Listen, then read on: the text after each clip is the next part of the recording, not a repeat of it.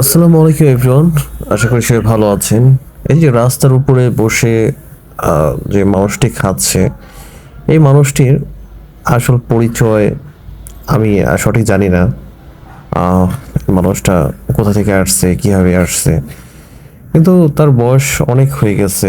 তার ফ্যামিলি আছে কিনা আমি সেটাও বলতে পারি না। এই বয়স্ক মানুষটি যদি কোনো আত্মীয় স্বজন থেকে থাকে বা আমার ভিডিওটা দেখে থাকে, যদি রেস্কিউ করতে ইচ্ছে হয় তাহলে আমার সাথে যোগাযোগ করতে পারেন।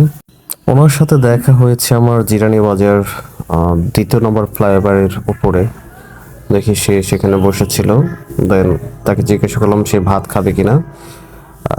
খাওয়ার জন্য তার হয়তো ক্ষুধা লাগছে, খাবার পাচ্ছিল না, তো তাকে আমি ভাবছি যে খাবার খাওয়াবো। তার সাথে কথা বলে আমার মনে হলো না উনি ভারসাম্যহীন, কারণ উনি আমার সাথে একদম একটা সুস্থ মানুষ যেভাবে কথা বলে ওইভাবেই কথা বলতেছিল।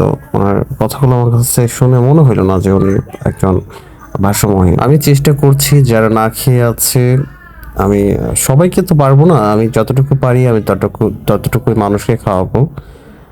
যেমন আমি 10 জন 20 জন এমনটা পারবো না, আমি একজন সম্ভব, আমি একজনই পারবো, একজনকেই খাওয়াবো। তো সেই সুবাদে আমি একজন করে খাওয়া। ভালো থাকবেন, সুস্থ থাকবেন।